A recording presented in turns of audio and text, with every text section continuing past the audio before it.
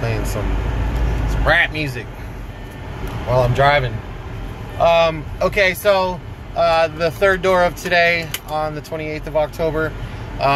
You know, this guy, I can smell the urine from the door. He didn't answer the door, and I can still smell the urine. We actually have called this guy numerous times. We've knocked on the door. He's answered the door once. My student Kobe actually got his phone number. He's talked to him. He's made numerous appointments to like talk or call, and he hasn't been receptive. He's got a lot of equity in it. He probably has like 80 grand in equity as far as the property goes. We could put like 25 grand in his pocket, but you know, he doesn't really want to you know, respond. Now, he has about 5 days before they actually sell it at an auction. There's a chance that it could get pushed back. He's talking about some sort of bankruptcy. Again, we don't really know what it is. But what I do know is that house needs a ton of work, okay? So, but I can still put like 20 grand in his pocket, like cash. And I can actually write that on the contract, you know, and guarantee him that. So if I can just get through to this guy, you know, he probably would sign a contract. Sometimes, like, again, when people live like that, you know, if you can smell the urine from the outside, you don't know if it's like animal urine or, you know, whatever. You don't know any of those things, you know, but you have kind of that's a symptom of what kind of deal you're going to get into as far as a renovation goes. It's going to take a lot of work.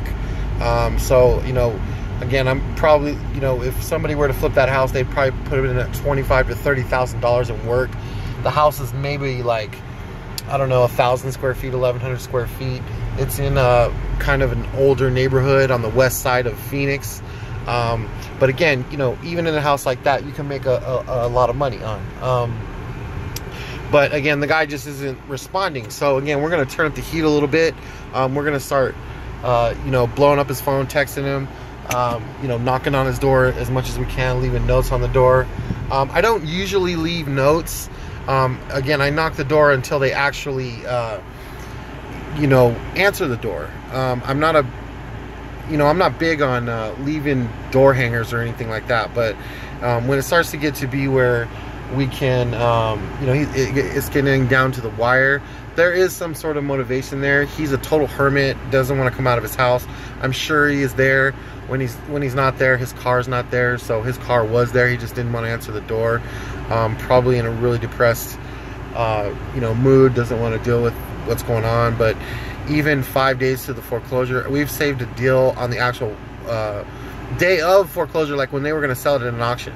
So we've done that before. You can do that. But again, you got to see what it is. And this guy has to respond. You know, we're going to knock his door again tomorrow night, and we're going to call him. And we're just going to stay on top of him and say, hey, look, man, you got like 3 or 4 days. We can still do something potentially, but, you know, you need to pull the trigger on something. And again, just giving them that ultimatum, you know, they got to think about that. You know, and he'll get a certified letter in the mail if it's sold at an auction that it's not his house anymore. And he has pretty much 30 days to vacate or sooner. And if not, some, you know, the sheriff is going to show up eventually and they're going to escort him out of his home. So that's happened a lot of times before because people are so stubborn, or they're just not, you know, listening to the people that are knocking on their door. But this is a very serious situation. If he doesn't fucking do it, he's going to lose his home and he's going to have bad credit. You know, if I can get in front of him and talk to him, I can tell him what I can do for him. It's still a lot of money, especially somebody that can't make their mortgage payments. Nobody wants to lose their home, but you know, if you don't do something about it, you don't let me save your credit, you don't let me put cash in your pocket, you're gonna lose your fucking house.